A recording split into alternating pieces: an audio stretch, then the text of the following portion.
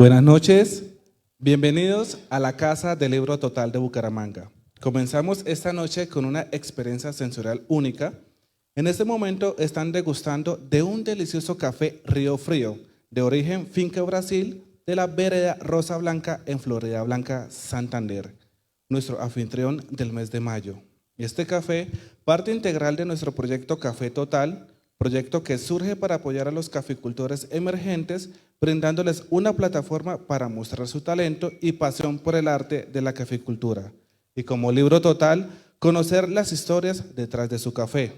Ahora daremos inicio a la conferencia La Guerra de los 1000 días. Esta noche nos acompaña Juan Gregorio Ramírez. Él es maestro en Bellas Artes de la Universidad Industrial de Santander. Dentro de su experiencia profesional, se ha desempeñado como docente universitario y tallerista.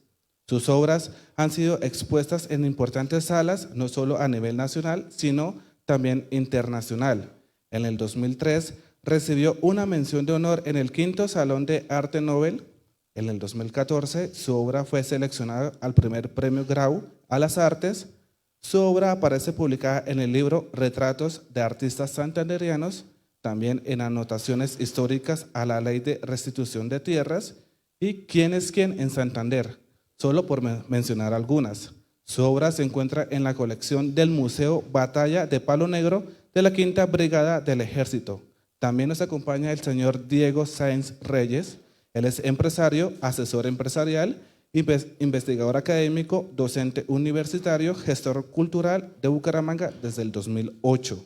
Actualmente es director del Círculo de Amigos de Bucaramanga, Historia de Bucaramanga, plataforma que une personas jurídicas y naturales interesadas en la recuperación de la memoria histórica, empresarial, arquitectónica, cultural y cívica de la Gran Santander. Por favor, un fuerte aplauso, sean todos bienvenidos.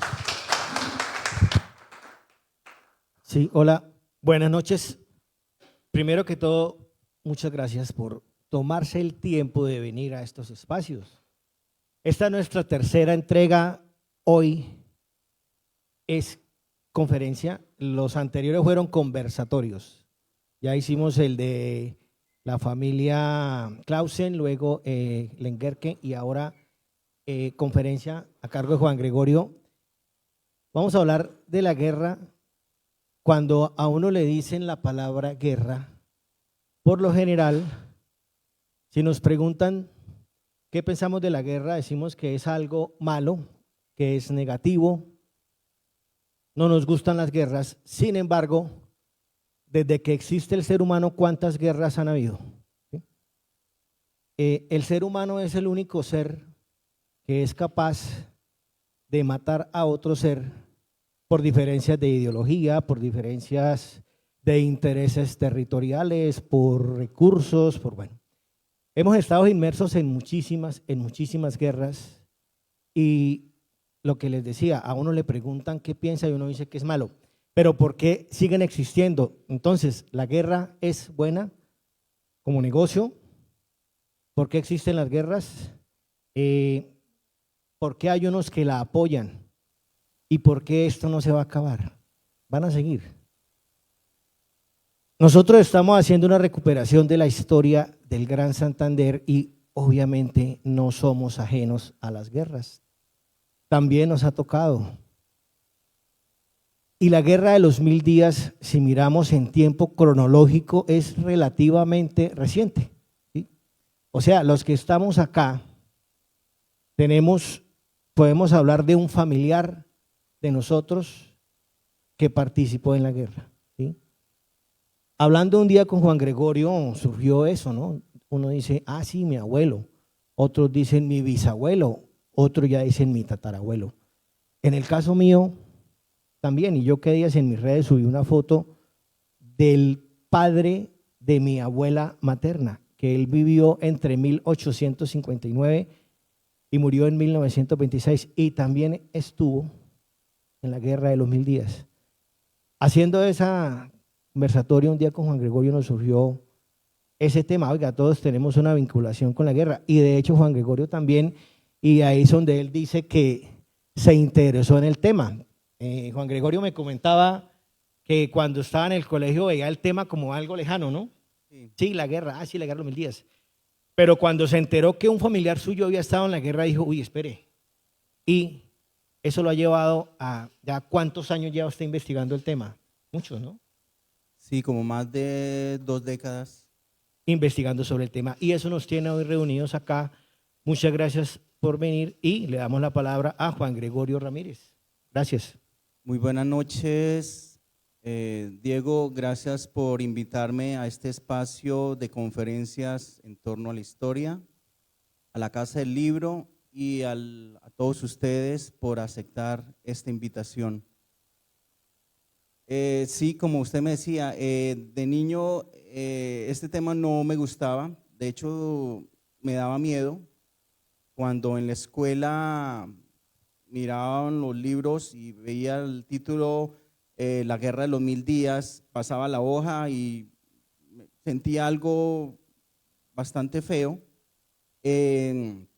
Después, obviamente, digamos, ya saber de mi antepasado, pues me surgió un interés, pero eso fue ya, digamos, ya grande. Uno de niño, pues no tiene como ese interés hacia el pasado y mucho menos cuando es un pasado también que es cercano.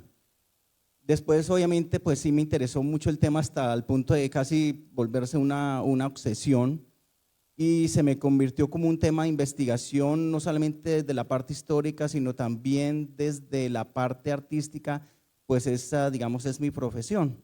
Entonces, he hecho una serie de obras que al final voy a hablar de 3 obras que elaboré. Una de estas la tiene el Ejército en el museo que en el 2003 ellos hicieron. Inicialmente estaba en el aeropuerto, después está en la Quinta de Brigada, después está ahora en el Centro Cultural del Oriente.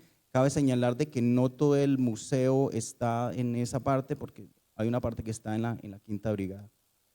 Bueno, hace 124 años se desarrollaba la batalla de Palo Negro. Fue la batalla más sangrienta de la Guerra de los 1000 días. Esta batalla duró del 11 al 26 de mayo. Estamos hoy día 20 de mayo.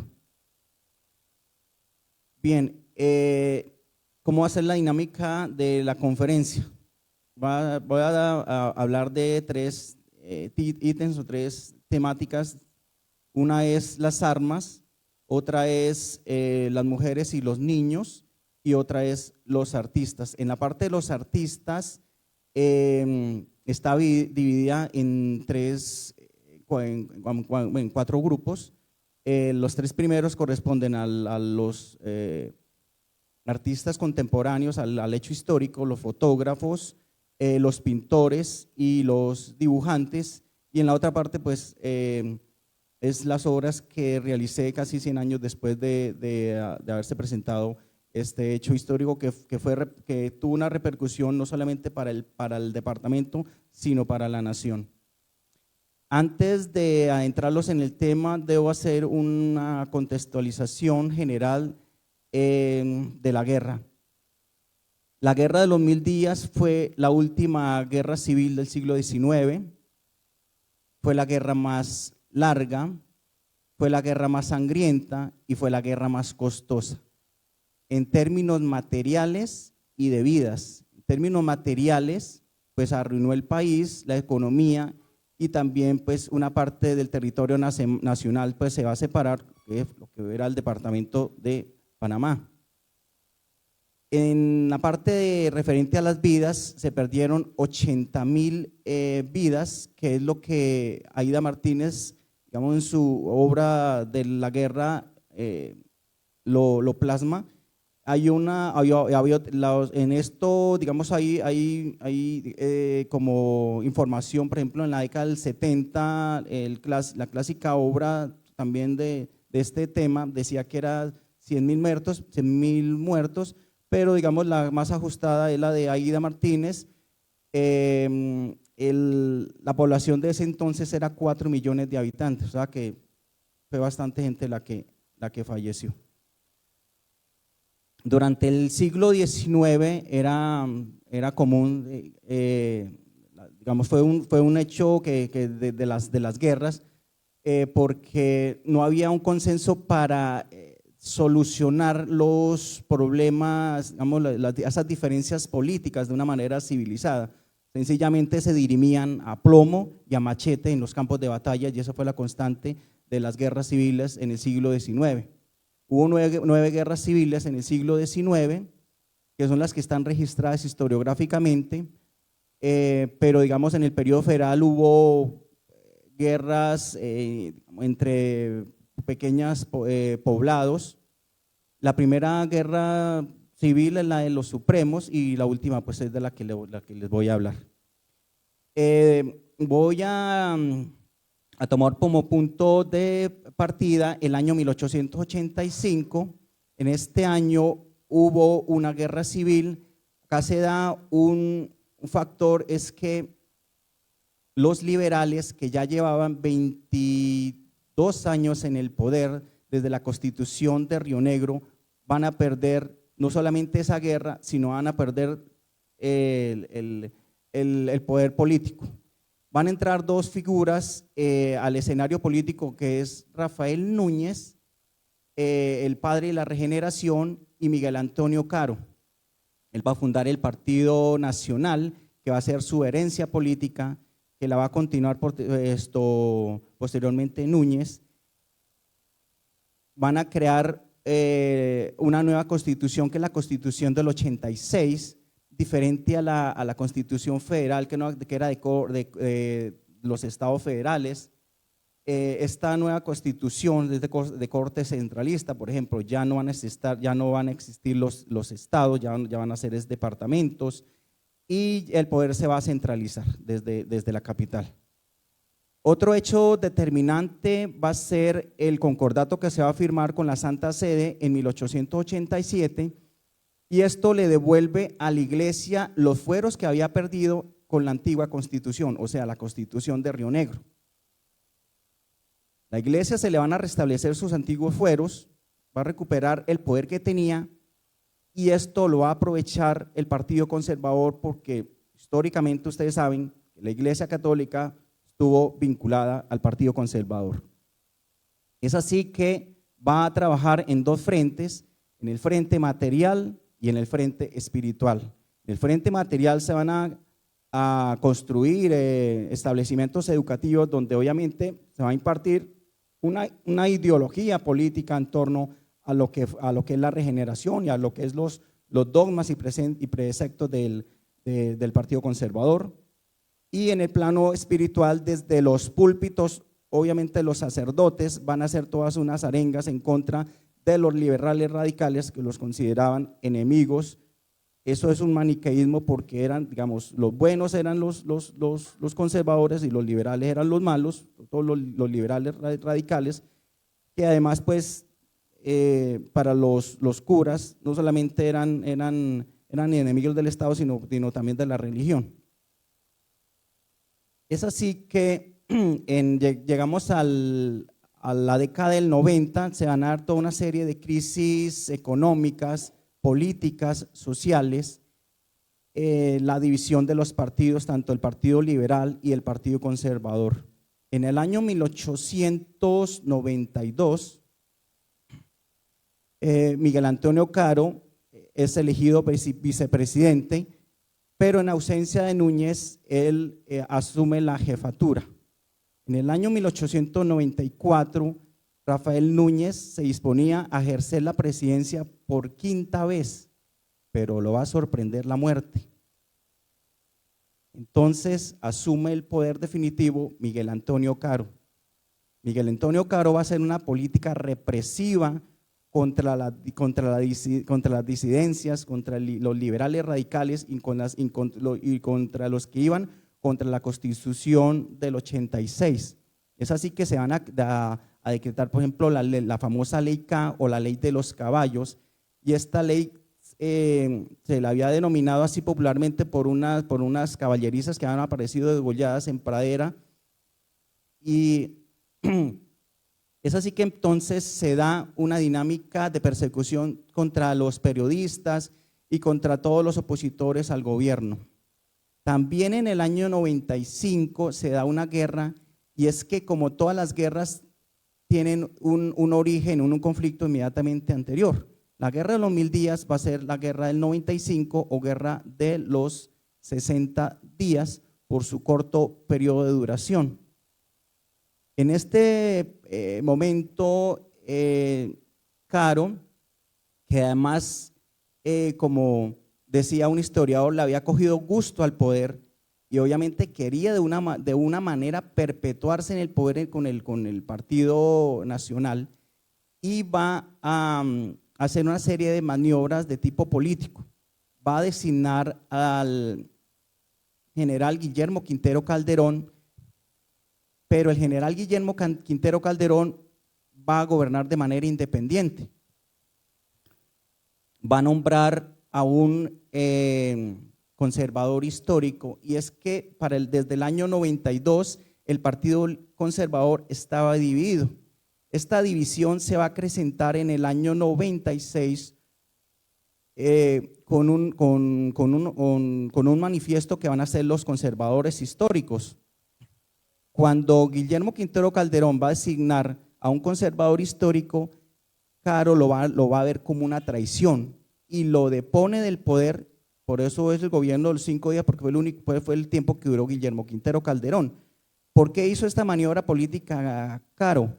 Porque él pretendía gobernar, como se dice, en cuerpo ajeno, en la figura de Guillermo Quintero Calderón.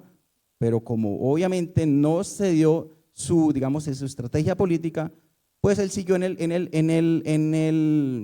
el poder, obviamente inhabilitándose para ser electo presidente, que las elecciones ya eran próximas dentro de 2 años, que fue en el 98, cuando se va a elegir a Manuel Antonio San Clemente.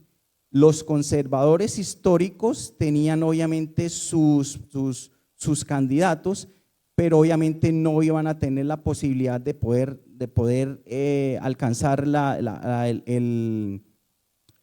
de poder ganar las elecciones, porque el Partido Nacional, que era el que estaba en el gobierno, pues hizo una serie, de tramoñas y obviamente, el fraude electoral que en ese entonces, y que también es una de las causas que se haya dado en la guerra. Dos figuras del liberalismo, como lo fue Rafael Uribe y Luis Robles, que eran las dos únicas figuras que estaban en el Congreso. Los liberales aspiraban a que los conservadores le dieran ciertas prebendas o que pudieran hacer una flexibilización o poder, llegar a un acuerdo. Cuando los liberales ven que eso no se puede llegar, o sea, no se iba a dar de esa manera, después de la guerra del 95, pues se da la división del liberalismo en 2 sectores, los pacifistas y los guerreristas. Obviamente, dentro de este fenómeno siempre fluctuó los que estaban a favor de la guerra y los que estaban a favor de la paz. Pero hubo toda una serie de hechos que fueron los que impulsaron a que la guerra se acelerara. Después de la derrota de los liberales en la guerra del 95, ellos van a hacer un acuerdo secreto en Bogotá para un próximo alzamiento armado, y es así que ellos van a mandar figuras del liberalismo al exterior para conseguir recursos en armas. Entonces llegamos al año 98, es elegido San Clemente. San Clemente estaba en Buga. El que va a asumir el cargo va a ser el vicepresidente, que es marroquín, porque en el proceso de la elección hubo un candidato que renunció. Entonces los conservadores históricos votaron por el candidato del nacionalismo por sugerencia del candidato que había renunciado. Es así que cuando Marroquín asume la presidencia, va a flexibilizar las medidas que Caro tenía. Cuando Caro se va a dar cuenta de que también esto era una medida que no le había funcionado, como con el general Guillermo Quintero Calderón, pues hace llamar a San Clemente, y es así que entonces se va a posicionar en la presidencia en 1898, en diciembre de ese año. San Clemente va a echar para atrás todas las medidas que Marroquín había decretado, por ejemplo, la famosa ley de los caballos, suprimir los impuestos que se les cobraba a los caficultores, y es que el departamento de Santander para ese momento, además de ser el bastión del radicalismo, era donde pues habían, digamos, más haciendas cafeteras, y la mayoría de esos cultivadores eran liberales. Es así que entonces llegamos al escenario de la guerra, que ya estaba prácticamente, ya no había retorno en este aspecto. El gobierno va a declarar turbado el orden público casi unos 4 meses antes. Va a nombrar gobernadores civiles y militares, en el caso de Santander, Alejandro Peña Solano. Los liberales, y ya vamos a entrar a la parte de las armas, las armas y los uniformes y todo lo que tiene que ver con la parte de los pertrechos. Los liberales no estaban preparados para una nueva confrontación. De hecho, no tenían ni armas, no estaban preparados militarmente, no había, digamos, un cuerpo de militares, porque muchos de esos militares se habían fogueado en las guerras civiles. Entonces, por ese simple hecho, pues ya, digamos, habían alcanzado un escalafón en los rasgos militares. Durante el gobierno de Caro se hizo un esfuerzo por crear una institución militar. Él va a hacer un acuerdo con una misión francesa que viene el año 96.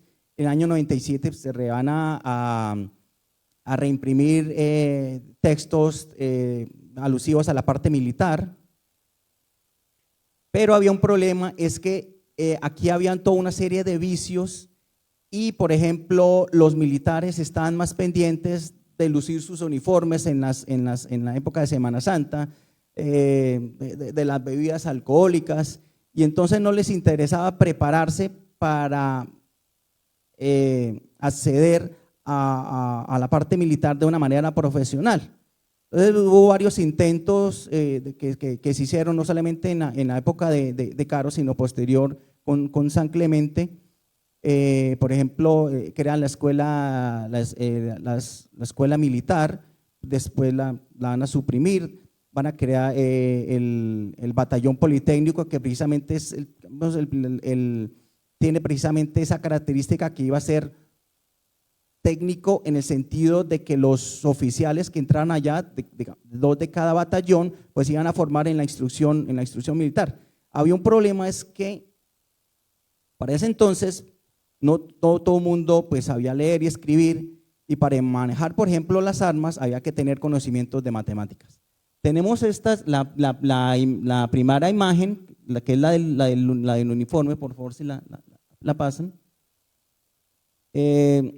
Este es un uniforme que adquirió el gobierno nacional, porque cuando ellos hicieron el convenio con Francia, que fue el que les proveyó tanto uniformes como también como artillería, estos uniformes van a ser usados por la oficialidad, básicamente. Este tipo de uniforme, en particular perteneció a Agustín Casabianca. Entonces, ¿cómo eran los uniformes para la tropa?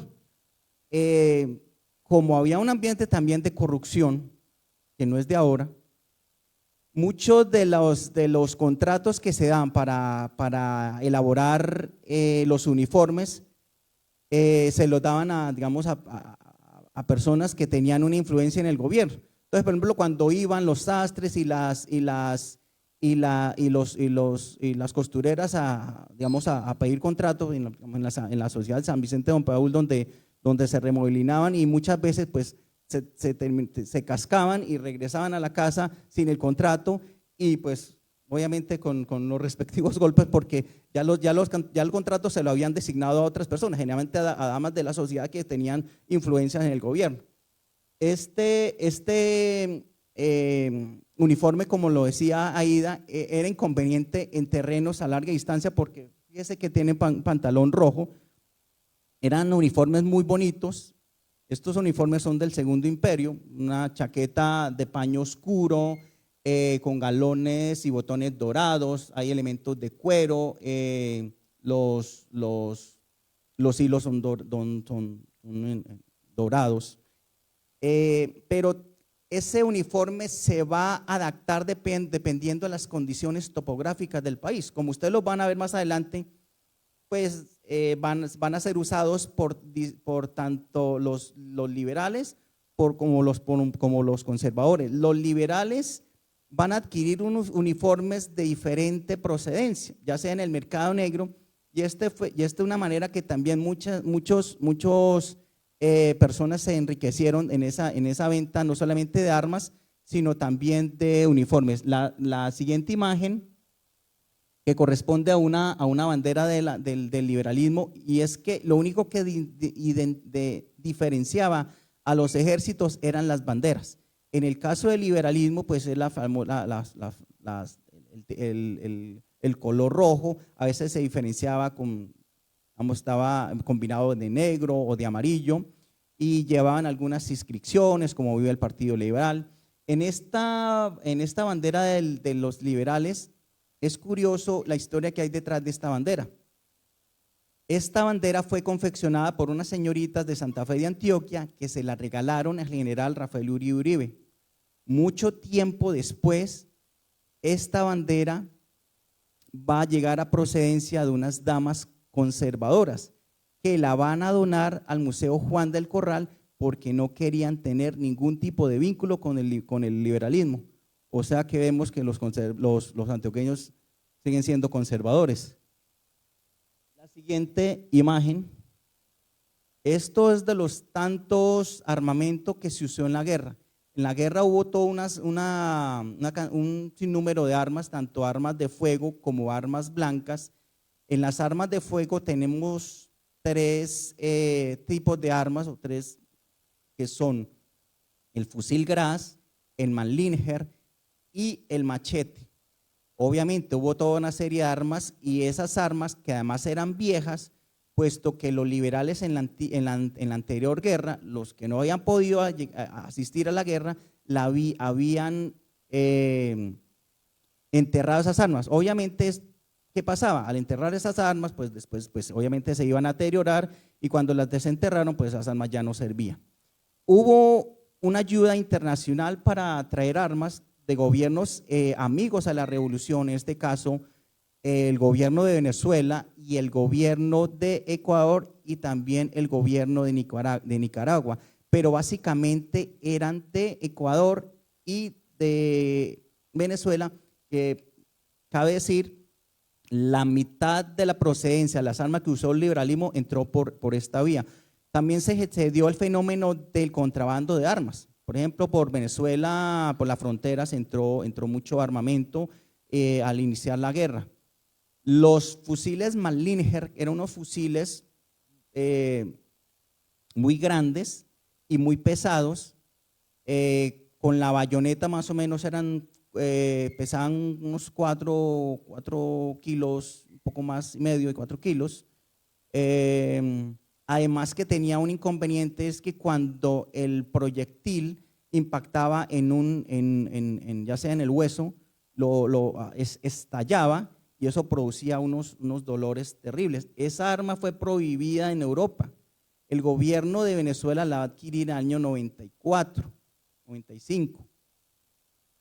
Para cuando estalla la guerra, nosotros todavía más teníamos armas viejas, por ejemplo, fusiles Gras, modelo 74, que el gobierno francés había sacado de sus depósitos en el año 97, o sea que ya eran unas armas obsoletas.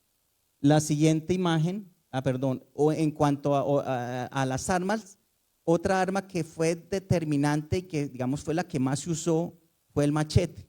¿Y por qué el machete? El machete, además de ser un instrumento de trabajo, pues era el arma que más pues, podían usar los distintos bandos, porque habían tres grupos que eran los que mejor manejaban este tipo de armas, que eran los caucanos, los santanderianos y los tolimenses. Los caucanos, que eran personas de raza negra, que eran esclavos libertos, obviamente en las plantaciones de caña de azúcar, pues eran diestros en el manejo de esta arma. Curiosamente se trajeron machetes importados de Estados Unidos y de Alemania.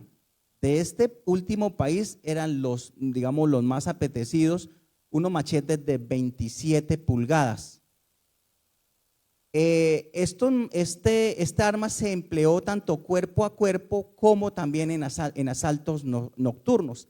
Es así que, por ejemplo, hay una narración de las tropas de Tulio Varón, un liberal que operó en el centro del país, en la región del Tolima Grande, y en una ocasión hicieron un asalto a unos conservadores que estaban atrincherados en el Hotel Mi Casa y en la Hacienda La Rusia, que quedaba cerca a Conveima, creo que es.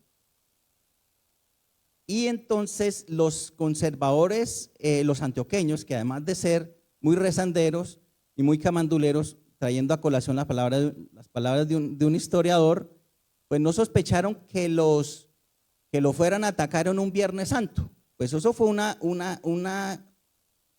digamos, una carnicería lo que se hizo en esos dos sitios.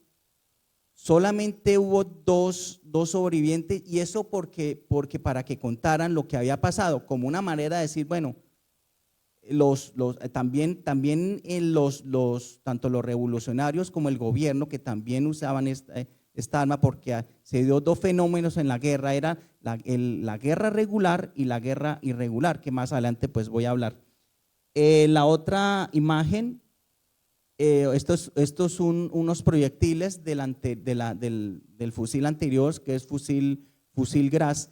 Este fusil Gras trabaja con pólvora negra, es de monotiro, o sea que se pueden recalzar los proyectiles casi hasta 8 o 9, incluso hasta 10 veces. Estos fusiles, a diferencia de los fusiles que el gobierno adquirió posteriormente, los Mauser, estos botaban humo y los otros no. La siguiente imagen, esto es de un arma que, aunque el gobierno la adquirió, se usó poco. Hay una foto que más adelante ustedes verán, después de la batalla de Palo Negro, donde aparece la artillería. Estos son unos cañones Bangue de fabricación francesa. Siguiente imagen. Vamos a hablar de la participación de las mujeres y los niños. Casi la mayoría de la población estuvo vinculada en la guerra. O sea, no hubo nadie que no participara. Desde niños de 7 años hasta personas de 70 años. Indígenas, mujeres, niños y casi toda la población, tanto en el área rural como en el área urbana, estuvieron involucrados en lo que fue los diferentes batallas que se dieron. Bueno, debo decir de que el papel de la mujer siempre estuvo relegado en las guerras de las guerras civiles, solamente en las guerras de independencia donde, digamos, se da como esa participación, aunque pues tampoco no es tan relevante, pero sí un poco más destacada. En las guerras civiles hay información de, digamos, de ciertas mujeres que hayan tenido participación, como María Martínez de Nícer en la Guerra de los Supremos, la Negra Dolores, que estuvo con Mosquera cuando llegó a Bogotá en la Guerra del 61. En la Guerra de los 1000 días, las mujeres tenían, bueno, hay que decir de que la mujer para ese entonces solamente tenía su espacio en el ámbito privado y el hombre en el ámbito público. Es así que digamos que la mujer solamente, digamos, podía ejercer como maestra o en los quehaceres. Las mujeres que tenían, digamos, más ingresos, pues obviamente iban a diferentes, por ejemplo, como matiné, como bueno, lo que en ese momento las élites disfrutaban. Pero también al estallar la guerra, hicieron diferentes labores, no solamente labores de logística. Por ejemplo, esta es una foto de un artista antioqueño que posteriormente hablaré cuando esté en la parte de los fotógrafos. Y esto es una mujer que tiene una tinaja de agua. Debo decir de que cuando estalla la guerra, hay una cuestión que antes de estallar la guerra, el desplazamiento era con salvoconductos. O sea, no todo el mundo se podía desplazar fácilmente. Hay documentación, digamos, los que tenían como permiso de no portar este elemento, este pasaporte, eran los aguadores. Claro que después sí, ya el gobierno, obviamente, hubo ciertas restricciones en este aspecto. Siguiente imagen. Esta es una guerrillera de la región de Antioquia, María Anselma Restrepo. Esta foto la traje porque es muy curioso, porque es una mujer de raza negra, como ustedes ven, y ahí está ataviada no solamente con la indumentaria propia de la época, el sombrero y las armas que, digamos, que llevan para los ejércitos, porque debo decir que las mujeres jugaron varios papeles, varios roles, digamos, no solamente en la parte logística. También las mujeres estuvieron en el campo de batalla, también acompañaron a los combatientes. Siguiente imagen. Esta señora, que ya es anciana, esta foto es de los años 30,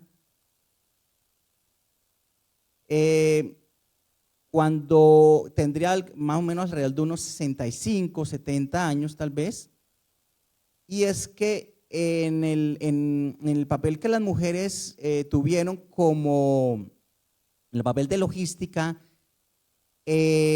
cuando llevaba armas, esta señora tuvo un accidente y fíjense que ahí tiene una cicatriz en la frente.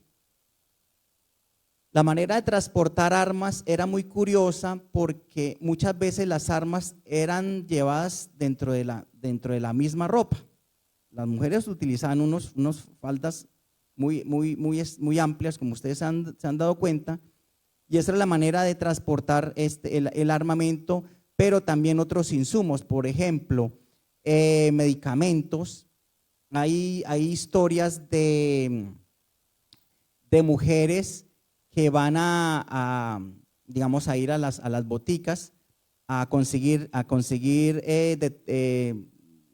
medicamentos para enviar a las tropas.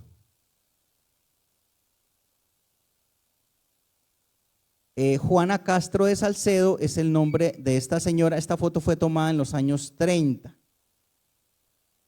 Esta imagen corresponde a una obra que hizo un artista, Peregrino Rivera Arce, que ya más adelante hablaré al respecto.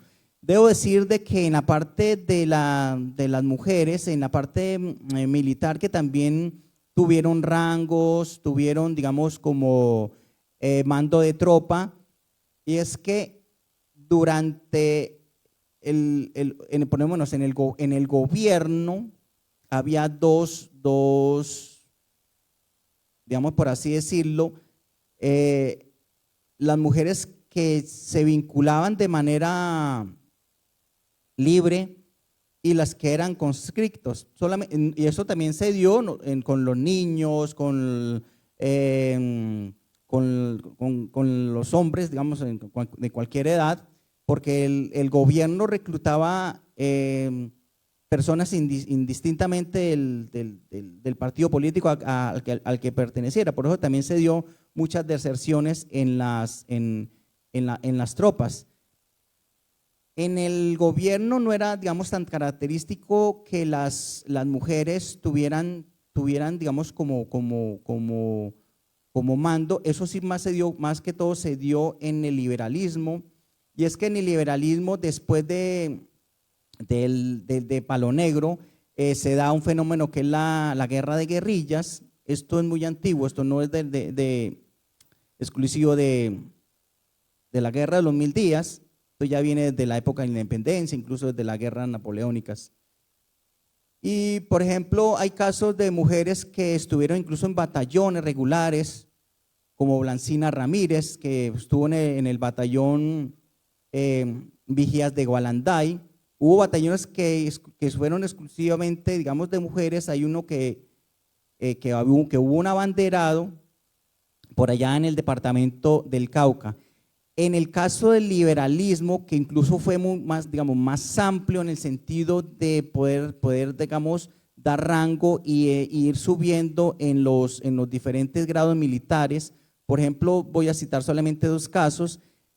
El de Pachón, no recuerdo ahorita el nombre, que ella murió en la batalla de Terán, y el de Ana María Valencia, que era la abanderada del batallón Pamplona, que va a morir en la batalla de Palo Negro. También a las mujeres, igual que a los hombres, también sufrían castigos. Había lo que se llamaba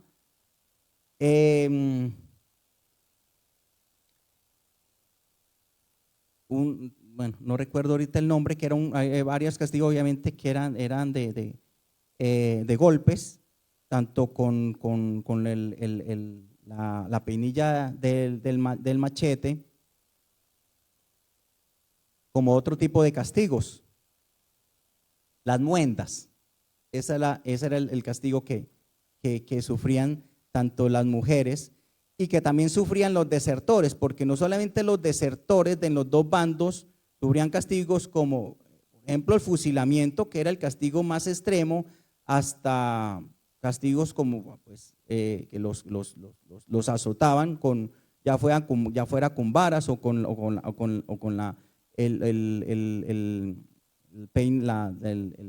el machete, ¿sí?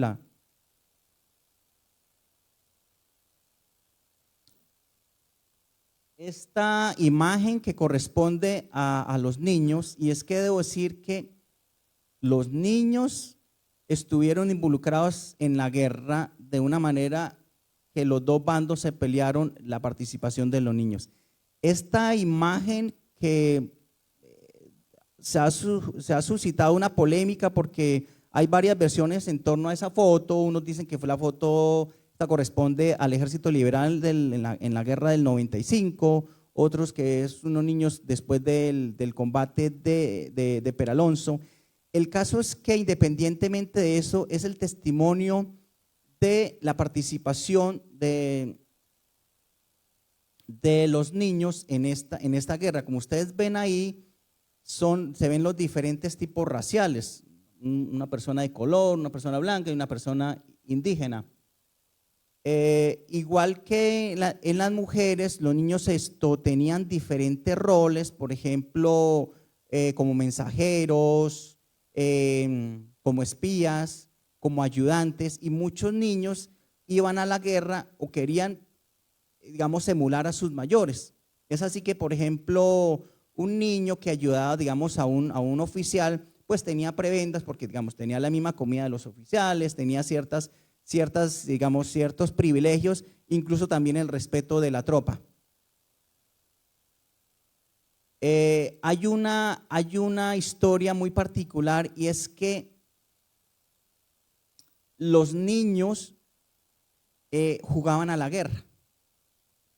En Manizales hay un relato, es que en la escuela, digamos, por ejemplo, alguien que tuviera un objeto de color azul o color rojo, pues se hacía acreedor a una paliza de los compañeros.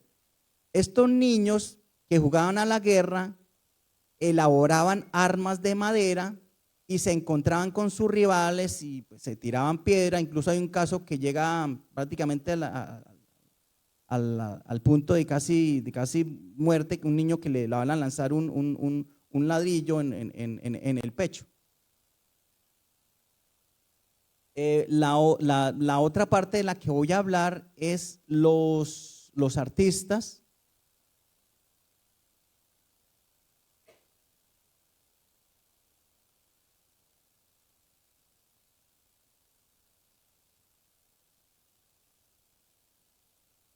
Bueno, como lo dije, los artistas los voy a dividir en tres, están divididos en tres partes.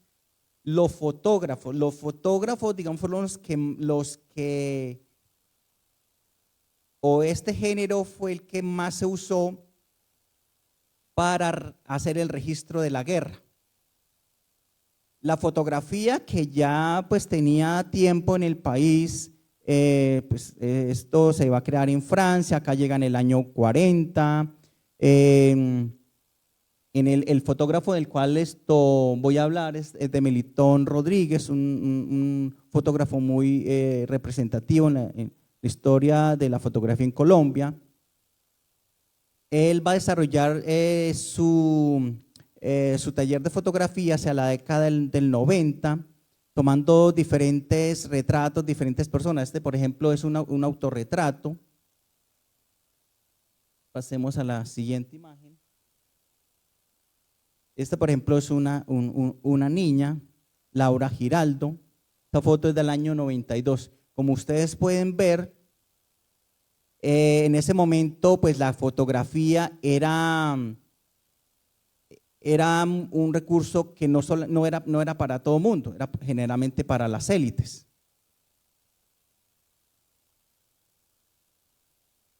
Esta es otra fotografía que es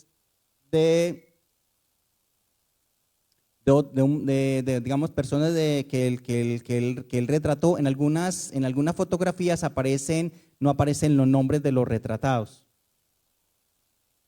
Es un personaje, digamos, como se diría coloquialmente, digamos, como un personaje popular. En la ficha aparece Cosiaca, ese es el nombre de este personaje. Estos son los zapateros, una foto del año 95 que fue galardonada en una revista de Nueva York. La familia Leocadio Arango. Fíjense ustedes, la disposición del encuadre es muy estudiado. Y es que, digamos, otros fotógrafos de esta época se dedicaron, digamos, a otro tipo de fotografías, como panorámicas, como lo vamos a ver más adelante. Esta foto corresponde a la escuela normal y una foto que fue tomada en 1900. Este fue un general de la guerra, Abel González, fue tomada en 1900. Este grupo en particular representa un momento, y como ustedes lo ven, la persona que está ahí sentada digamos en el centro es nada más y nada menos que Pedronel Gómez, hijo de Mariano Espina Rodríguez, quien fuera presidente de la República. Debo decir de que Antioquia, en el territorio de Antioquia no se dieron muchos combates significativos, pero sí, digamos, los oficiales sí participaron activamente en la guerra. Es el caso de Pedronel, que va a tener, digamos, su teatro de operaciones en la costa atlántica. Esta foto corresponde a Henry Duperly, que fue otro fotógrafo que llega en la década del 90 y va a hacer toda una serie de fotografías de la capital como esta y como la siguiente, esta que es el triunfo en Enciso, que es la guerra del 95, donde el general Reyes es el vencedor y va a ser recibido con todos los honores, con arcos del triunfo en la capital. Esta foto corresponde a 1907 y es de Henry Duperly. Hay fotos que están divididas en fotos de grupo y fotos de campamentos. Esta foto fue una foto que tomó Duperly en Zapatoca en 1900. Obviamente para el traslado de los aparatos fotográficos pues era muy dispendioso, o era en carruaje o era lomo de mula para tomar la foto. Muchas veces esas fotos que aparecen cuando ustedes ven en las fichas técnicas 1900, se tomaron meses o semanas antes de, digamos, si fue alguna batalla, se tomaron con tiempo de antelación. Esta foto de Lino Lara es una foto de inicio de la guerra del año 99 y representa un momento de la conscripción. ¿Qué era la conscripción? Era el reclutamiento forzoso que el gobierno hacía. Inicialmente, pues, era de manera voluntaria. Ya después, el gobierno en los diferentes plazas o poblados, en este caso en Bogotá, pues hacía una redada y llevaba a los combatientes amarrados no solo a los cuarteles y a los campos de batalla.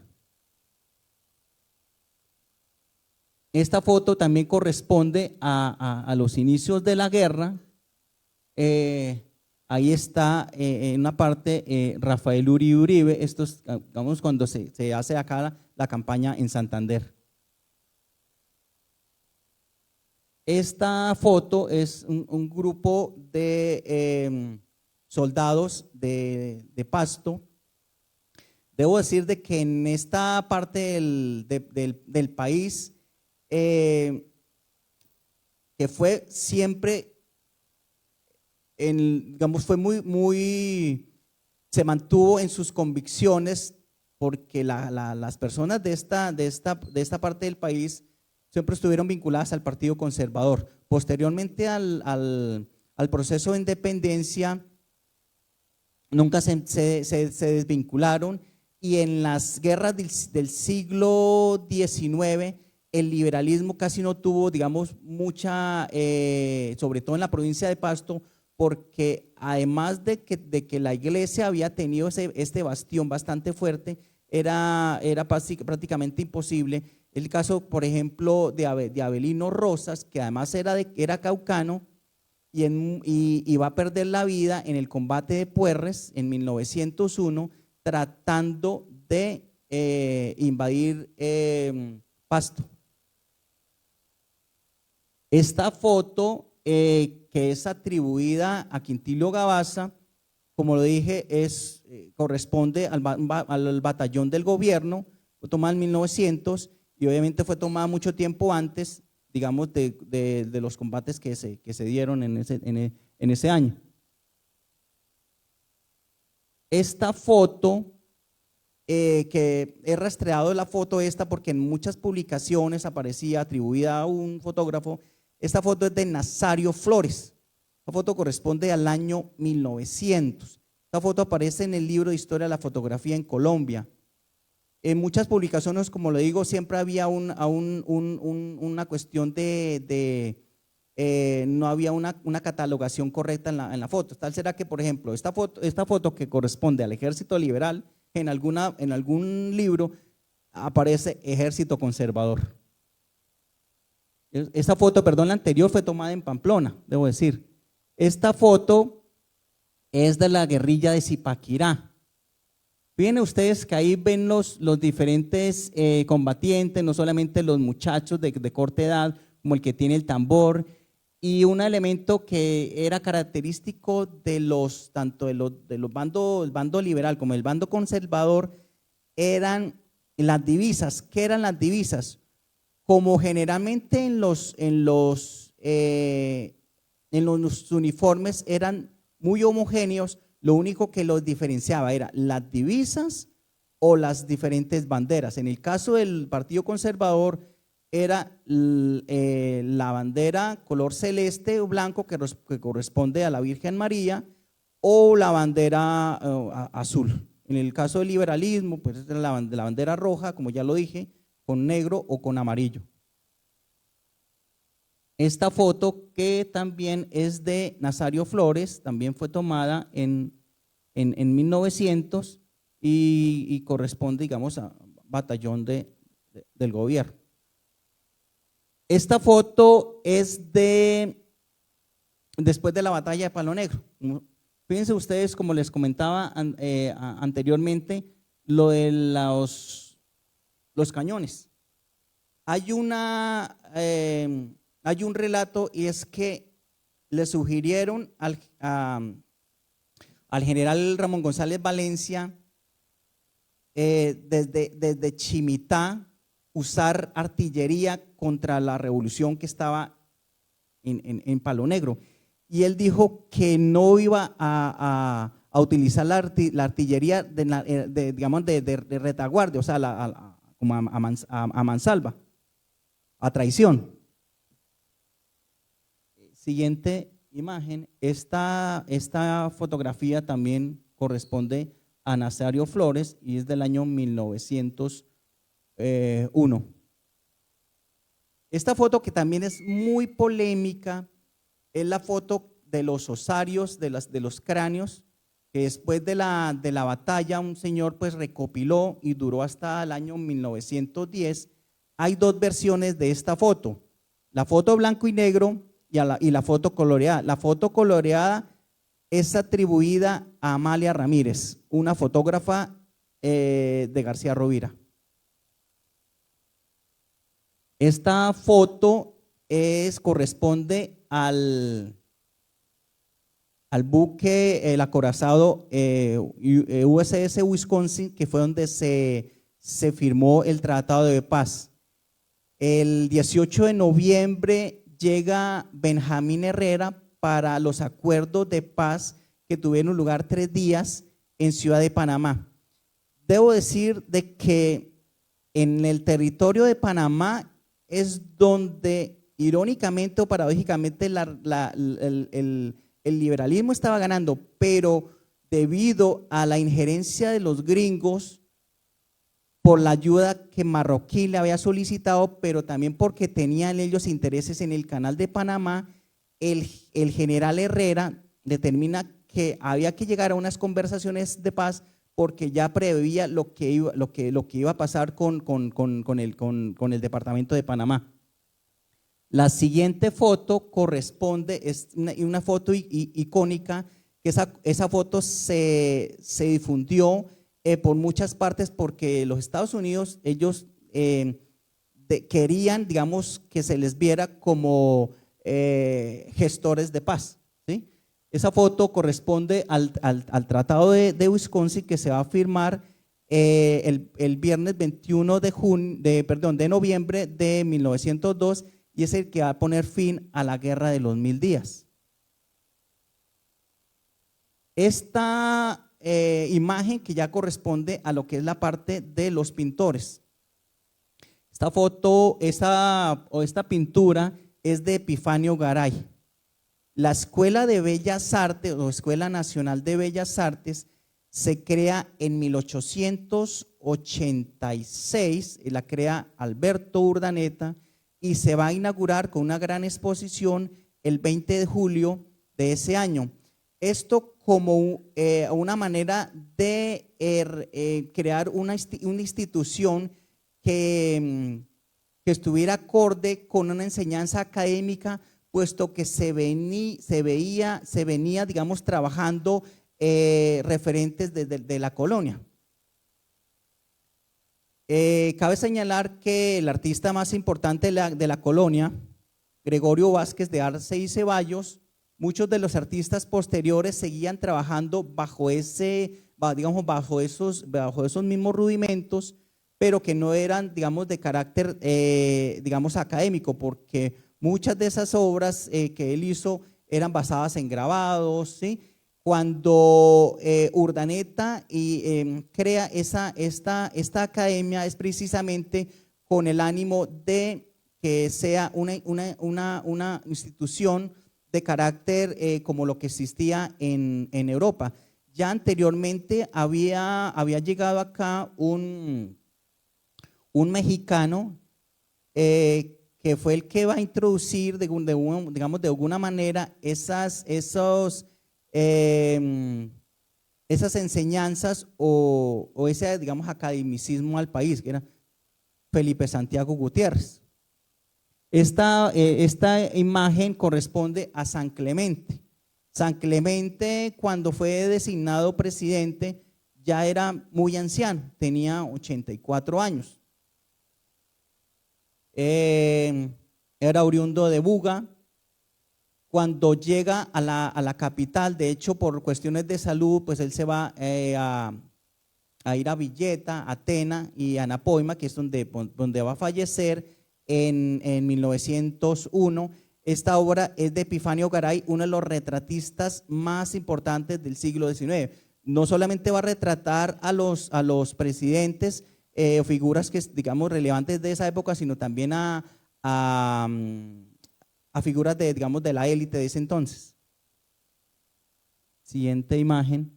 Esta imagen, que también es una obra de Garay del año 1902, corresponde a Jesús Casas Castañeda. Fíjese ahí como les comentaba, que tiene el típico uniforme francés. Muchas veces lo único que cambiaba era el color del pantalón. Fíjese que es blanco, a diferencia del traje clásico, que era el pantalón rojo. Él va a morir en la batalla de Capitancito, acá en Santander. Va a quedar gravemente herido y al día siguiente va a fallecer. Esta imagen, que es la que ilustra el afiche de esta conferencia, es de un artista antioqueño, Eladio Rubio. Hay dos imágenes que corresponden a la guerra, y es que en la parte referente a la pintura solamente se conocen dos obras digamos, de tipo pictórico que hacen referente a esto. Parece ser que el artista se vinculó al bando nacional, al gobierno, al ejército nacional. Ahí, como ustedes ven, aparece la tropa con el respectivo uniforme que pues ya les hablé. Siguiente imagen. Esta es herido en batalla.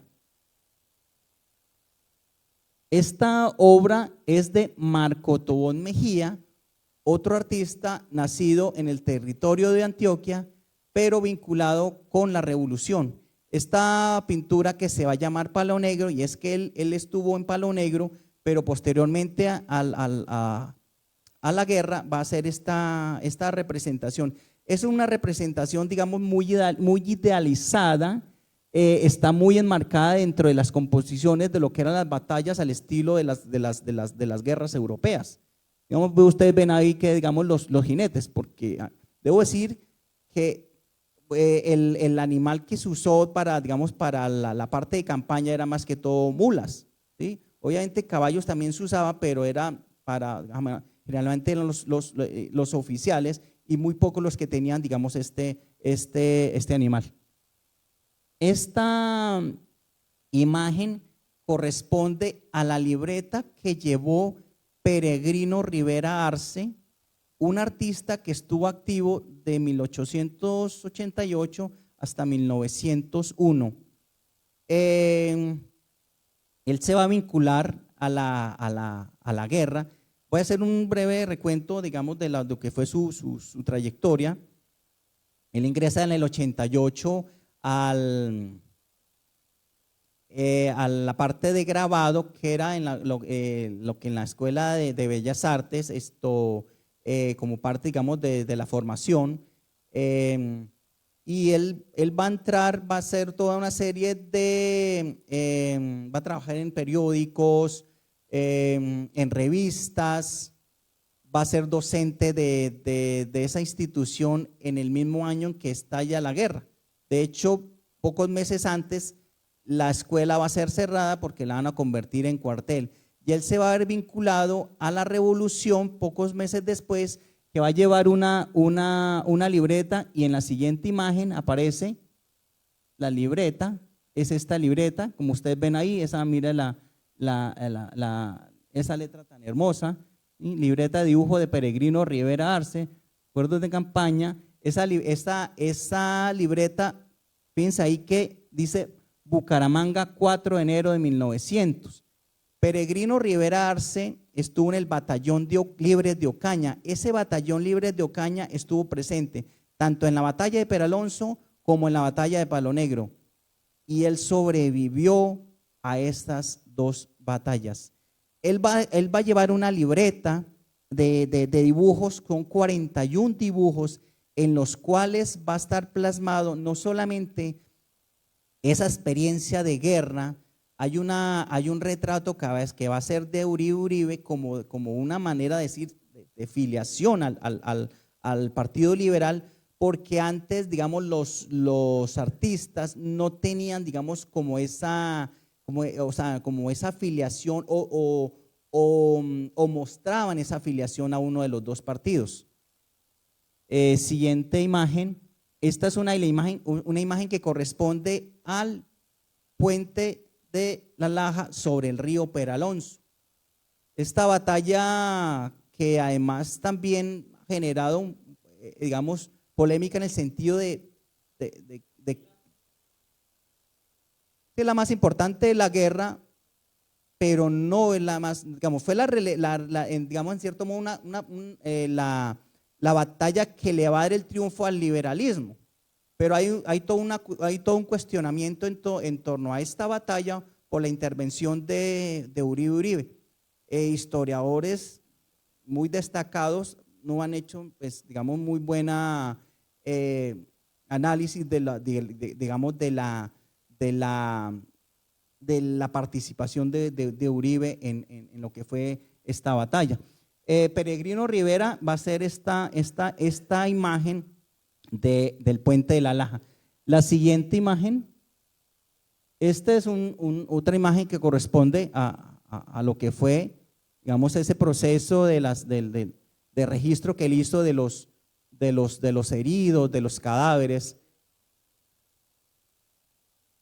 Siguiente imagen. Aquí en esta imagen también podemos ver que hay una inscripción. No sé si se pueda ver, se pueda leer un poco. ¿Sí? Batallón Libres de Ocaña.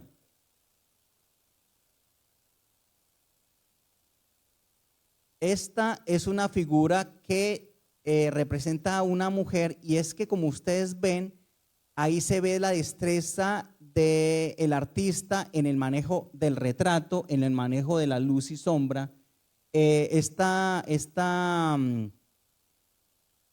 imagen se llama la cucuteña en Morretón, y hay una palabra que dice volverá, o sea, como signo de pregunta.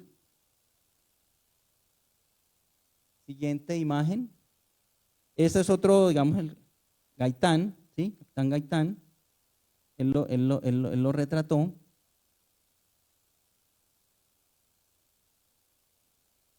Las trincheras. Cuando los legitimistas van a ocupar Cúcuta, en la toma de Cúcuta se va a ver este fenómeno de las trincheras, digamos que los liberales van a usar las casas como trincheras y en las calles. Siguiente imagen. Esta es otra imagen, corresponde a un tipo de la revolución sin credenciales. Entonces, como le decía, también el desplazamiento también de los mismos, dentro de los mismos liberales, también ellos utilizaban también salvoconductos. ¿Por qué? Para evitar que entraran espías o enemigos digamos, se infiltraran en la tropa. Por último, ya voy a hablar, digamos, de las obras que son de mi autoría. Esta obra, que se llama El juego del palo negro, es un estudio previo de la obra que va a ser posterior, que es una pintura, corresponde a la escena de cuando se va a dar inicio a la batalla de Palo Negro, que es cuando el batallón de Juan Rosas va a ser interceptado por las tropas de José Rosario Díaz. En esta imagen colocó dos niños, y es que dentro de los batallones había batallones que se llamaban batallones de sardinas, o sea, había batallones incluso que habían niños de 12 años, incluso de 11 años como edad mínima, pero también debo decir que era una constante en las guerras del siglo XIX que alguien entrara a temprana edad a formar parte de las filas de un determinado u otro ejército. Estas son la obra como tal. Ahí aparecen los niños jugando con los proyectiles a modo de canicas. Lo de las divisas que en algún momento les comentaba, mire que ahí aparece en los sombreros, porque digamos era lo que los diferenciaba cuando no habían digamos ejércitos de tipo regular, porque a veces tanto los liberales como los conservadores utilizaban, digamos, la misma uniforme. Por ejemplo, el niño de la chaqueta azul, fíjese que tiene el uniforme gubernamental. El otro niño lo pongo con el uniforme de la revolución, pero tiene el distintivo que tiene en el sombrero una cinta de color rojo. Al fondo se ven los diferentes cadáveres, y acá hay un amigo que me sirvió también de modelo en ese proceso, es Enrique, y allá aparece en esos cuerpos. Debo decir de que para esta escena yo fui a esa parte que se llama el boquerón. El boquerón es subiendo cuando uno va a Lebrija,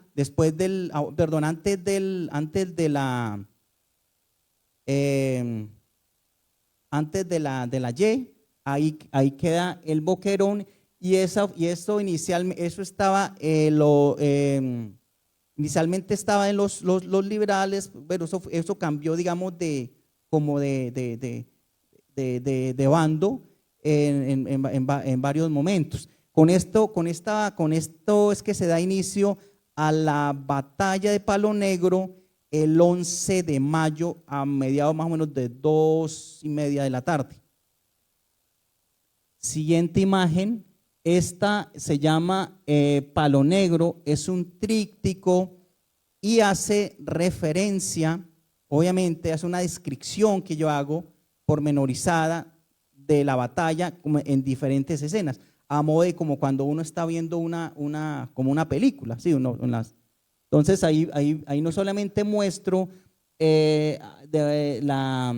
una descripción de la topográfica del terreno, los diferentes cuerpos, tanto desmembrados, los animales, en este caso los chulos, que después de la batalla, digamos, fueron los más beneficiados porque se dieron un festín con los miles de cadáveres insepultos que ahí estuvieron. En otra escena, pues aparece ya en combates tanto de cuerpo a cuerpo, de fusilería y de machete.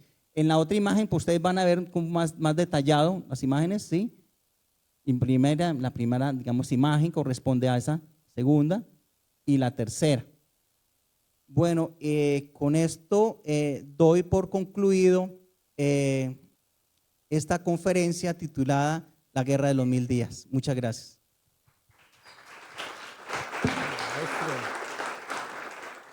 Genial.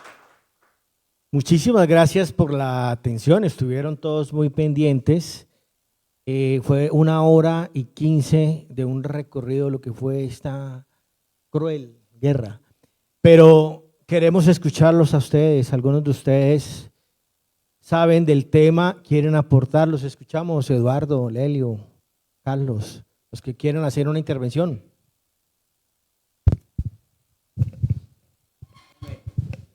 Gracias, buenas noches. Gracias. Yo también he hecho investigación profunda sobre el tema de la guerra de los 1000 días. He editado un libro sobre este tema y algunos otros artículos, y quisiera llamar en particular la atención sobre dos aspectos fundamentales en el análisis de la guerra de los 1000 días. El primero es que nosotros aún continuamos analizando la guerra como un evento estrictamente varonil, cuando en realidad la ciencia militar hoy en día nos enseña que la logística ocupa tal vez el 55% de las guerras. Es fundamental. Napoleón lo decía claramente, él decía, los ejércitos marchan sobre los estómagos. Entonces, cuando analizamos el tema de la guerra de los 1000 días, que en realidad se llamaba la guerra de 3 años, es un tema que debemos reenfocarlo porque las mujeres tuvieron un papel importantísimo en eso. Imagínense ustedes que la diana, para llamar a la tropa a prepararse al combate, sonaba a las 3:30 de la mañana y se tenía que tener disponibilidad inmediata para empezar el ataque, los ataques apenas apareciera el alba, y se luchaba durante todo el día. Acuérdense que un combate que dure todo el día requiere agua y comida, y eso estaba a cargo de las mujeres y de los niños, y esa comida se estaba preparando directamente sobre el campo de batalla. El agua también era fundamental. Ningún hombre puede combatir más de 6 horas sin tomar un trago de agua. Entonces, ahí es donde tenemos que reevaluar la visión que tenemos de la guerra, y en particular de la guerra de los 1000 días, porque el papel de la mujer fue fundamental, ¿sí? Muy valioso, y tenía opinión, que a nosotros nos han enseñado la versión romántica, en donde salen los hombres con esos cuadros y en esas poses varoniles, patriarcales. En realidad eso ha sido producto del recuento de los que vieron la guerra de lejos. Yo aquí traigo este libro, lo saqué aquí, precisamente este libro es mío, de la guerra de 3 años, pero este, por ejemplo, es uno de los más importantes que se han editado aquí en Colombia, de Lucas Caballero, ¿sí? El papá de Calibán, ¿se acuerdan? Él hizo ese, creo que fue en el año 22. Sí. ¿Sí? El Memorias de la Guerra de los 1000 días. Sí, eso es primera fuente para los historiadores, y en mi caso, como investigador, primera fuente. Sí, entonces, claro, Bueno, les informo que yo no soy historiador, soy profesional en estudios literarios, o sea, soy investigador de fondo de las conceptualizaciones. Entonces, ¿qué tenemos aquí? Tenemos un relato romantizado que pervierte la verdadera historia de la guerra como la queremos ver nosotros aquí en Santander. Nosotros queremos ver el evento militar, el evento social, político y económico. Pero aquí en esta clase de literatura que nos han enseñado en los últimos 100 años, solo encontramos cosas como esta: Guerras civiles colombianas, análisis de la narrativa del recuento de la guerra, en donde se romantiza y se polariza, se pervierte el sentido de la guerra. ¿Por qué? Porque hacen primero que todo desaparecer el papel de la mujer. Segundo, estos recuentos y la historia que nos han contado de esa guerra viene de boca de personajes que estaban en un escritorio en Bogotá, a la carachas, contando la historia realmente, eso mandando a contar cosas, ¿sí? Desde una perspectiva absolutamente falsaria. Eso es lo que a mí más me preocupa cuando se hacen esta clase de ejercicios de análisis de la guerra de los 1000 días. Que nos salimos otra vez a mascar la misma andanada de romanticismos y de cosas que nos nublan las verdaderas razones de la guerra. Les comento que, por ejemplo, en mis investigaciones hemos descubierto que aquí en Bucaramanga, para la época de la guerra de los 1000 días, habían 17 consulados de diferentes países del mundo entero. ¿Qué nos dice eso? Que el papel económico de Santander era espectacularmente importante. ¿Qué nos cuenta, por ejemplo, la historia de Garnica con su tabaco, con sus emprendimientos industriales? Nos cuenta que Santander era un centro de pujanza económico. Entonces, esas sí eran las verdaderas razones por las cuales tenían que los santafereños tenían que destruir a Bucaramanga, destruir a Gran Santander. Y recuerden que a Gran Santander se le partió por la mitad después de la guerra. Fue en 1910. Correcto. Eso fue parte de la venganza del centralismo contra Santander. Eso fue un proyecto de Reyes. Hay una frase que dice que ese regionalismo suicida de los santanderianos. Claro, entonces pero él va a dar la orden y esa orden después la va a materializar Ramón González Valencia cuando se van a las provincias de Cúcuta, de Pamplona y de Ocaña, que van a crear el norte de Santander. Sí, exacto. Entonces nos debilitan de esa forma, nos cortan la capacidad territorial que teníamos. ¿Sí ven? Entonces ese sí es el verdadero análisis que tenemos que hacer sobre la guerra.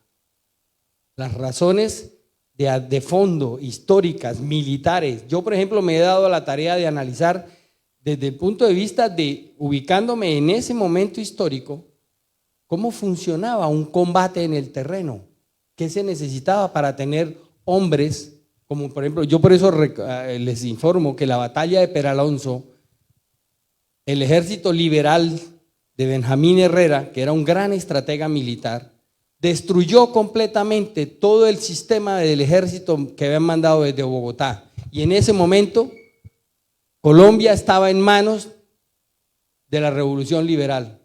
Pero los líderes que estaban en el Congreso de la República, allá en Bogotá, negociaron esa victoria, la vendieron por oro en kilos del Tesoro Nacional. Hay versiones encontradas en torno a eso. O sea, hay una polémica que se ha generado. Varios historiadores, digamos, ya han ahondado sobre ese aspecto. Claro, ¿sí? Pero los resultados nos cuentan qué fue realmente lo que pasó.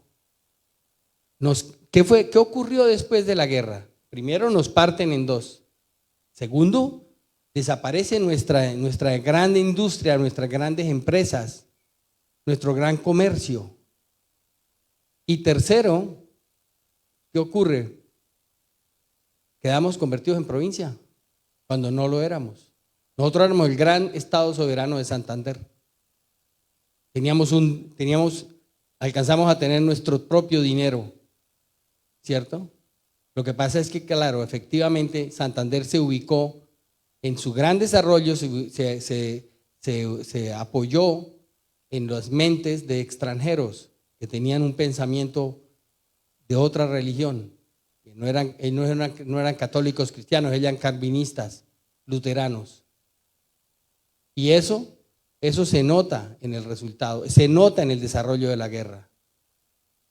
¿Por qué? Porque Roma apoyaba el centralismo de Bogotá, lo que Núñez imponía, lo que Caro imponía. ¿Por qué? Porque tenían intereses económicos. ¿Ustedes han averiguado qué quiere decir el concordato? Quiere decir que el país hasta el día de hoy le paga un determinado precio por cabeza de cristiano colombiano a Roma. O sea, ustedes sin saberlo, de sus impuestos se paga, como el país se declara católico, apostólico y romano, paga por cada cabeza, por cada niño que nace, paga un determinado precio a Roma, obligado, y eso es lo que se llama el concordato. ¿Ven? Eso es lo que va por debajo de la guerra, que lo que motiva la guerra. Lo que perdimos en la guerra fueron esos niveles de libertad. Eso se acabó con la Constitución de Río Negro, pero se renovó con la Constitución del 86. En la Constitución de Río Negro, el liberalismo, en el sentido estricto de la palabra liberal, no la corruptela que tenemos hoy en día, no, el concepto real, había acabado con esa dependencia monárquica que tenía Roma sobre estos territorios. ¿Ven? Eso fue lo que se perdió con esa batalla. En Peralón, aquí en Palo Negro, fue el último intento de subir. Lo que Benjamín Herrera pretendía era bajar por Matanza, llegar a Río Negro, subir a Palo Negro y salir al Valle del Sogamoso para invadir Bogotá. Pero realmente la guerra, esta guerra de la que estamos hablando, se ganó en Peralonso. Allá se destruyó completamente todo el ejército del gobierno. Precisamente una de esas fotos nos muestra que hasta los niños se vistieron con los uniformes que se le quitaron a todos esos soldados que perdieron la batalla allá. Y aprovechando entonces el directorio liberal que estaba en Bogotá, ellos vendieron esa victoria por la riqueza que hoy la familia Santos tiene y otros. Y esos fueron los que se encargaron de crear esta narrativa romántica, estúpida, mentirosa. Qué pena decirlo en esos términos, pero es real. Cuando empiezan, yo a veces cuando leo el periódico del Tiempo y ven ustedes una columna que empieza en la madrugada de un hermoso día con un cielo azul, están los 3 muertos tirados en la calle. Y un periodista escribe eso, contándonos que hubo una matanza y mataron al director de la cárcel Modelo allá de un tiro en la cabeza. Y empieza contándome es que románticamente en un atardecer, ¿qué es eso? ¿Todavía seguimos con la historia que nos cuentan los Santos Calderón? Por favor, despertemos, utilicemos la guerra de los 1000 días para despertar. Gracias. Eduardo, muchas gracias. Bueno, ¿quién más, Lelio, quiere hacer algún aporte? ¿No? Carlos. Bueno, buenas noches. Bueno, más allá de una intervención, yo sí tengo una pregunta para complementar, pero no desde el punto de vista político, que indudablemente, pues, de pronto es el trasfondo después de la victoria en Peralonso, es el error militar, y si ese error militar no es inconsciente, sino es plenamente provocado y de parte pues particularmente de Vargas Santos, porque en ese momento, como usted lo dice, Peralonso es el punto de quiebre, porque hasta el momento los liberales iban perdiendo la guerra y se logra ganar la batalla de Peralonso, pero existe una demora en reaccionar porque ese era el plan, venirse por Peralonso y entrar aquí por Matanza y dar la vuelta que usted comenta y caer por el Cañón y llegar a Bogotá. Pero entonces Vargas Santos se queda acá pensando si esperan los refuerzos venidos de la revolución en Venezuela en Venezuela, que tenía prometidas unas armas al ejército liberal, o inician definitivamente ese trayecto. Y ahí se queda pensando. Pues, ¿se queda pensando o lo hace de forma premeditada? Es mi pregunta. Mira, después del triunfo, entre comillas, de Peralonso, porque como lo decía un historiador, es un triunfo que la lógica militar no le hubiera otorgado el liberalismo. Hay toda una serie, digamos, digamos que José Santos, el ministro de la guerra, que incluso mandaba ropas en el tren para ir a combatir, y que también alentaba con dinero a los liberales. O sea, hay toda una serie de cosas porque al gobierno también, como dice el señor, no le favorecía, o no le servía, digamos, que la guerra se acabara. Por eso les van a dar como el chance a los liberales de que ganen. Eso es una teoría que se ha planteado y que, digamos, eso ha generado entre historiadores ese debate. Primero, los liberales no van a perseguir a los conservadores. ¿Qué van a hacer? Se repliegan en Cúcuta. Van a quedar estacionados hasta abril, esperando refuerzos, obviamente, que van a llegar de Venezuela, ¿sí? Porque la escogencia del territorio de Santander no solamente tenía una cuestión ideológica, sino también por la cercanía con el territorio de Venezuela, que además era un aliado del liberalismo. Los conservadores se van a replegar a Boyacá, y es donde ellos van a aprovechar ese tiempo para hacer los refuerzos y después van a arremeter contra la revolución. Y que ustedes ya saben lo que va a pasar allá en Palo Negro, que fue el triunfo del ejército legitimista. Que obviamente va a ser un triunfo porque ahí se va a dar un proceso ya no va a ser una guerra irregular como se venía desarrollando, porque incluso para ciertos sectores del liberalismo, digamos, de las élites, porque el liberalismo, digamos, las élites fueron los que fueron, digamos,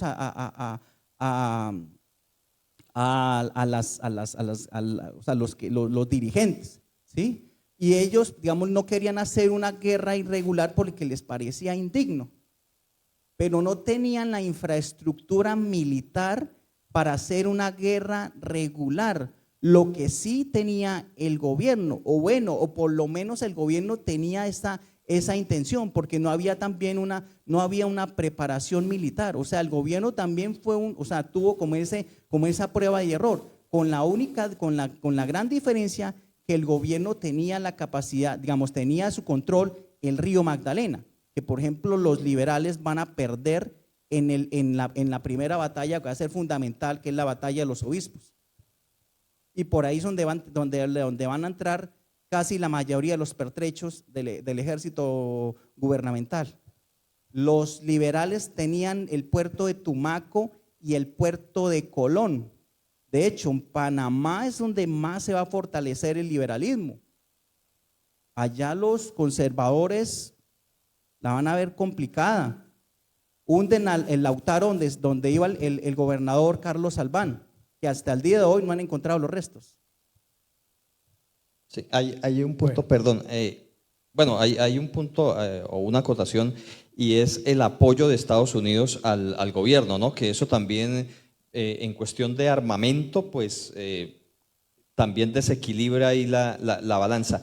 Pero hay una pregunta también de mi parte para quienes han estudiado más el fenómeno de la guerra de los 1000 días, y es si estando los liberales en algún momento en la cima o a punto de ganar la guerra, juega un papel importante el celo regional de los santanderianos hacia Uribe Uribe? Porque al considerarlo y al verlo como paisa, como antioqueño, algunos historiadores hablan del rechazo de los santanderianos hacia Uribe Uribe. ¿Es eso cierto? ¿Eso cómo Sí, jugó ahí? eso es Sí, cierto. claro. Uribe, digamos, voy a utilizar una palabra que es un poco fea, que se lo escuché tal vez a un historiador, pero era un poco oportunista. Claro, claro. Y era un tipo que… Hay un para relato, mí- hay un, perdón. Mira, hay- perdón, sí. mire. Y era, para mi concepción, el estratega de la guerra fue Benjamín Herrera Cortés. Correcto, correcto. ¿Sí? Sí. Porque miren, cuando la tropa liberal se declaró en estado de revolución, se declaró la declaratoria de guerra inició aquí en Bucaramanga. Y ellos se movieron hacia la Mesa de los Santos y se acantonaron en la Mesa de los Santos. Estando allá, ya habían reunido 1.250 hombres, con cada uno de los jefes militares, habían llevado cada uno 100, 200, 150, 180 hombres, que eran terratenientes, pudientes, que querían defender su causa liberal y llevaban no solamente a sus hombres, a sus arrieros y sus campesinos, sino que llevaban a la mujer del campesino para que le cocinara, porque sabían que una batalla requería eso. Y allá, a la Mesa de los Santos, llegó Rafael Uribe Uribe, montado en una mula con un peón. Y eso está escrito aquí en este libro. Llegó Rafael Uribe Uribe pidiendo que lo nombraran general con una mula y un peón. Y aquí en la Mesa de los Santos le dijeron: no, señor, usted trae hombres y usted será el general de esos hombres. No lo aceptamos, porque esto es una guerra, hermano. Tiene que poner hombros y hombres.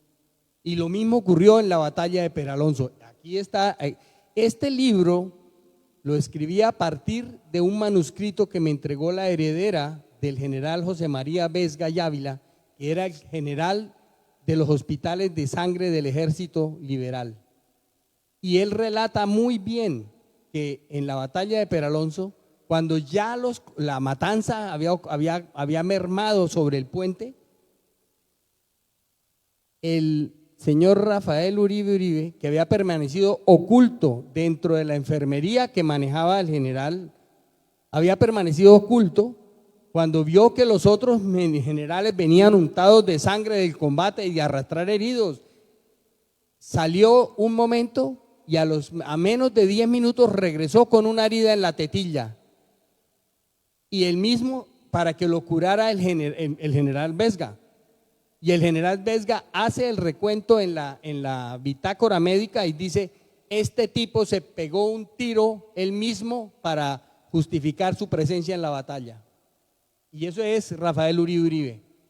Aquí en Santander no se le ha odiado y no se quitó así gratuitamente la inútil busto que había en la 36 con 15. No, es porque el tipo no se ganó como se la ganan los santanderianos, de poner el pecho en la batalla. Y es que había una rivalidad entre Herrera y Uribe. Claro, y Bueno, además hay un detalle. Hay una cosa, es que, digamos, Herrera por cuestiones que ya tenía, digamos, vínculos comerciales acá con Santander.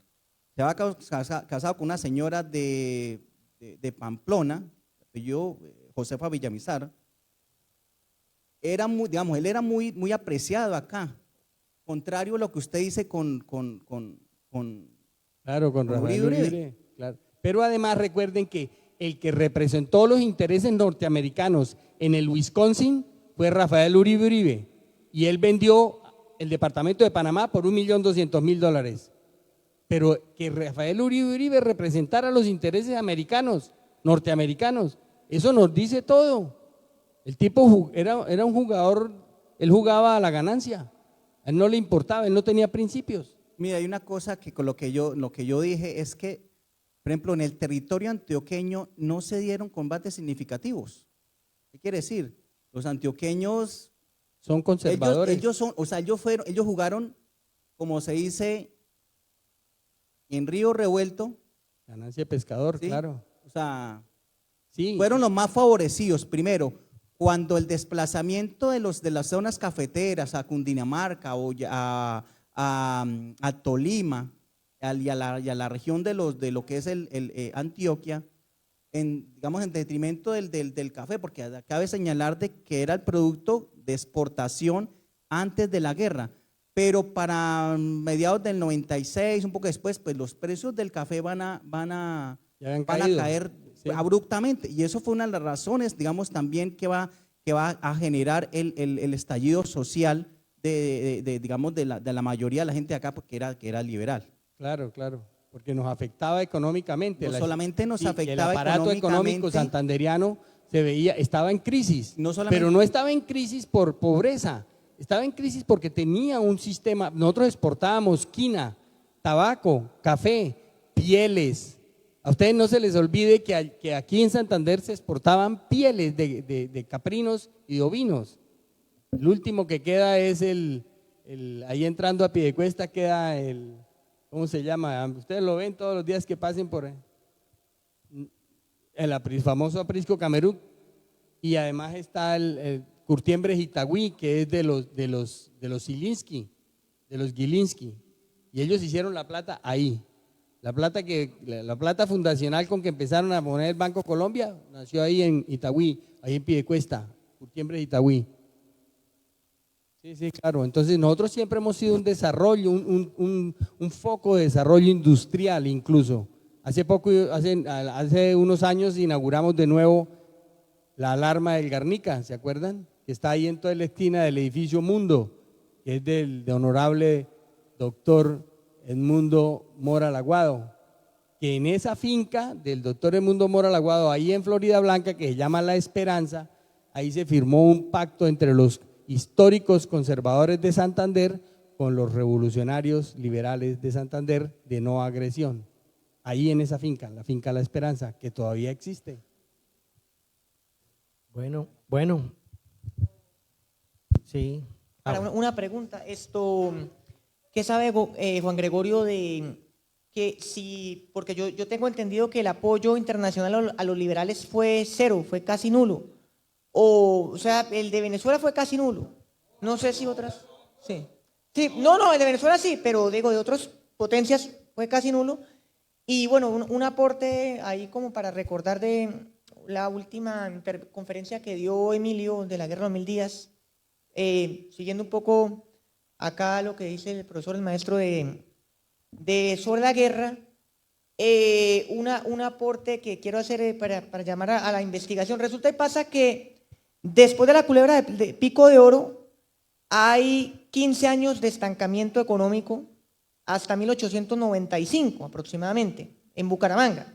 O sea, de recesión, estancamiento. A partir de 1895, un poco como lo que dice de la élite santafereña, a partir del año 1895, en finales del 94, el 95, 96, 97, 98, si revisan en el Archivo Nacional, la provincia de Santander empieza a demostrar dotes de mayor organización comercial para la exportación que la provincia de Santa Fe en casi todos los rubros. También había cerámica y porcelana en San Gil y acá en Bucaramanga, bueno, y las que sabemos, tabaco y café, ¿no?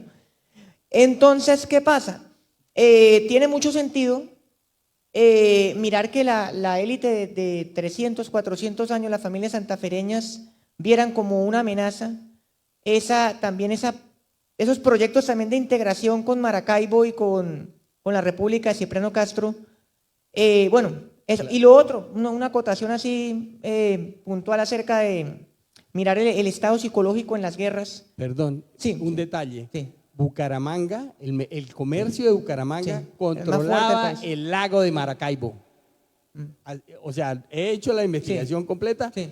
Desde Bucaramanga se controlaba el comercio y la riqueza en el lago de Maracaibo. Nosotros teníamos ese puente. Luego cuando Facturar viene la historia de nuestro querido alemán Lengerke, él dice, bueno, ya no debemos depender de una sola vía, vamos a sacarla aquí por Puerto Botijas, o sea, por Vanegas. Entonces, pero hay que entender que sí, la guerra en parte para nosotros fue religiosa. ¿Por qué? Porque aquí en Santander nosotros no íbamos acolitando la Iglesia Católica, como sí lo hacían los antioqueños. otro aspecto para ya como para cerrar es que, por ejemplo, otro factor que la gente no tiene en cuenta es que la investigación histórica del apoyo casi absoluto de la Iglesia Católica en todos los demás departamentos de Colombia, que eso ayudó a arrastrar muchísima gran cantidad de población incauta o ingenua a través de la manipulación de los curas. Y ese registro no se ha investigado bien. Y también que la guerra no hay que romantizarla como tal. Tenían el factor psicológico, el factor del miedo, pero también el factor de la necesidad suprema. O sea, cuando el ser humano está en un nivel de crisis absoluta, se ve compelido a luchar, pero no es porque quiera. O sea, no es como romantizan que la guerra, que salimos por la mañana a hacer ejercicio y vamos a darnos cuchillo, no. De hecho, en la última intervención la conferencia que dijo Emilio acá, decía que, por ejemplo, acá teníamos a pie, desde la salida aquí de Despensa San Agustín en la 45 con 15, o 42 con 15 el restaurante, caminando a pie hasta cerca de la entrada hasta el Bolo La Cascajera. En el Bolo La Cascajera quedaba la hacienda de Conucos de los Liberales. Caminando a pie 15 minutos, sabían del ejército conservador acá, el ejército estatal. Pero eso, un poco para, ¿cómo le digo?, consolidar lo que dice el maestro, se veían en la necesidad de continuar por un año más por una cuestión de principios, por una cuestión de principios morales y políticos, pero no querían, llegaban momentos de 2 semanas y media, 9 días, donde el miedo a la muerte por haber visto los gritos, los desmembrados, bueno, todo eso, ¿no? Los mutilados, la tropa no quería pelear. Perdón, un y la detalle. gente más alterada de sus mismas tropas le instaban, los obligaban a que pelearan. Una los forzaban. acotación. Ustedes saben por qué habían tantos, o sea, por qué ahora aún Compañeros, todavía qué pena, quedan ya la muchos Casa del Libro- ancianatos en Bucaramanga. De la Casa del Libro nos piden que ya, por favor, sí, era hasta las 8, vamos 20 minutos. Qué pena, muchas gracias. Sí. ¿Por qué? ¿Cuál era la pregunta? ¿Por qué?